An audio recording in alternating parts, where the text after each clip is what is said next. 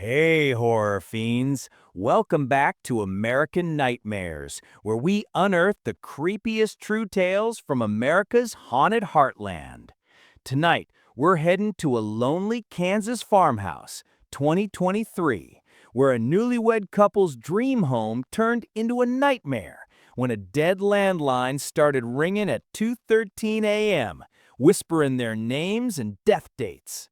The voice? Tied to a woman who died in 1986, phone in hand. This ain't just a story, it's a claustrophobic supernatural mystery that'll make you unplug every phone. Smash that subscribe button, hit the bell, and drop your own creepy small town tales in the comments. Dim the lights, brace for the storm, and let's answer the call. It was September 2023, and Ellie and Nate Harper, both 27, were starting fresh in rural Harvey County, Kansas. Newlyweds from Wichita, they were head over heels. Ellie, a graphic designer with a bright smile and auburn hair, and Nate, a history teacher with a scruffy beard and a love for old books. They'd snagged a deal on a fixer-upper farmhouse, a century-old beauty with creaky floors and a wraparound porch, sitting alone in a sea of wheat fields. The place screamed small-town charm, but locals in Newton, the nearest town, gave it side-eye, muttering about bad history. Ellie and Nate laughed it off. City folks don't buy into ghost stories. The farmhouse was a mess. Peeling wallpaper, dusty chandeliers, a basement smelling of damp earth. In the living room, a vintage rotary phone sat on a table, its cord cut, a relic from the 80s. "Kinda creepy," Ellie said, tossing a cloth over it.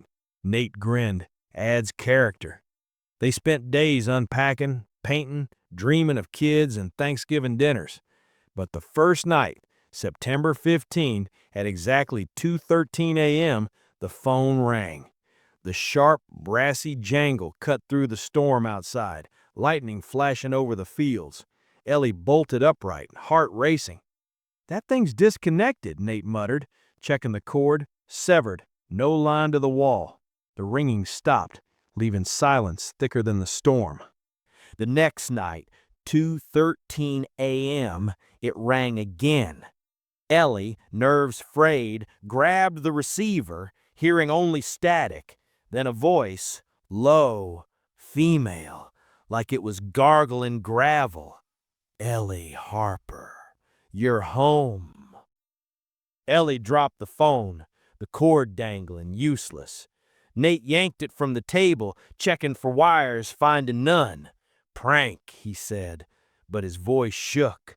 The storm raged, lights flickering, and Ellie swore she saw a shadow in the mirror, a woman, pale, eyes black, gone in a blink. Nate called the phone company, no record of a line at their address since 1986. The operator added, "That house? Folks say it's cursed." On September 17, the phone rang again, 2:13 a.m. Nate answered this time, the voice hiss. "Nate Harper, October 7th, 2023. You'll fall." The line went dead, static buzzing in his ears.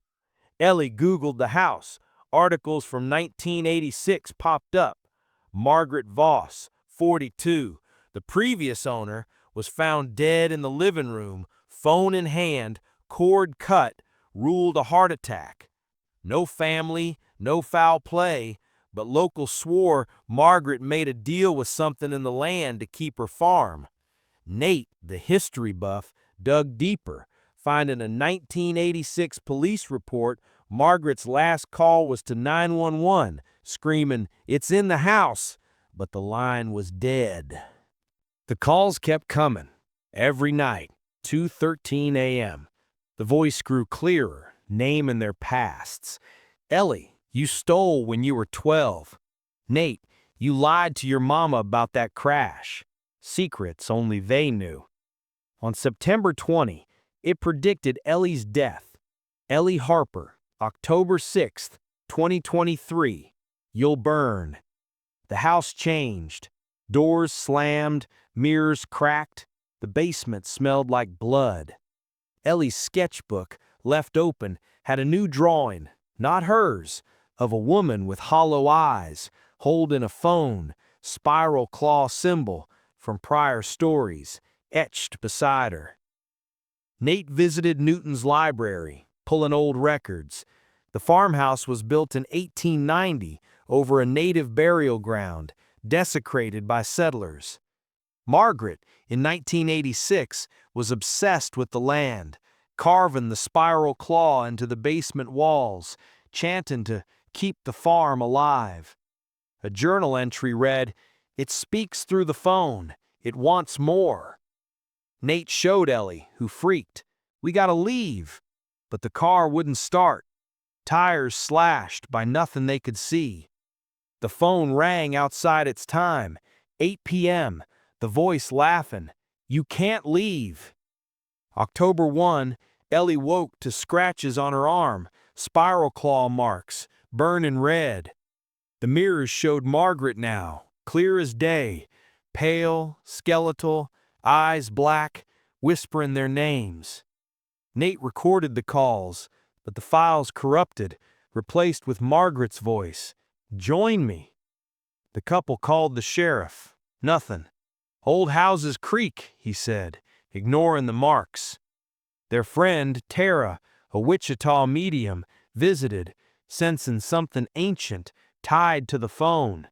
She fled when the line rang, Margaret's voice screaming, "Tara, you're next." October 6, Ellie's predicted death date. The house was a prison, doors locked, windows sealed, storm raging. The phone rang nonstop, Margaret's voice chanting, "Ellie, burn." Visions hit him. 1986, Margaret in the living room, carving the spiral claw into her hand, bleeding on the phone, offering her soul to a thing in the earth. It answered, binding her to the house, demanding new souls. Ellie and Nate appeared in the visions, trapped, eyes hollow, chanting with Margaret. Nate found a gas can in the basement, the spiral claw carved everywhere. "Fire breaks curses," he said, remembering Tara's advice. At 2:13 a.m., October 7, as Margaret's voice screamed, "Nate, fall!" They doused the phone and lit it. Blue flames roared, unnatural, the house shaken, mirrors shattering. Margaret's figure appeared, skeletal, eyes black, claws dripping ichor. Nate swung a crowbar, hitting the basement's spiral claw carving. The ground cracked, flames consuming Margaret's form, her scream fading. The phone melted, silence fallen. They fled to Wichita, calling the sheriff. Nothing. No fire, no phone, just an empty farmhouse. "Stress," the sheriff said, noting Ellie's spiral claw scars. Tara confirmed the house was quiet, but warned, "It's waiting." The couple moved to Topeka, avoiding phones. Online, Kansas forums buzzed, farmhouse calls in 2023, whispering names. A 1986 article confirmed Margaret's death, phone clutched, cord cut. "Ellie don't sleep at 2:13 a.m. It's still there," she says, "and it's calling you." Horror fiends, that phone just dialed your nightmares. This true American nightmares tale of a cursed Kansas farmhouse in 2023 with a dead landline ringing at 2:13 a.m., whispering death dates, proves some calls never disconnect. That twist, "it's still calling, maybe for you," got you shook? Smash that like button and subscribe to American Nightmares for more true horrors. Got a creepy small-town story of your own? Spill it in the comments. We're dying to hear.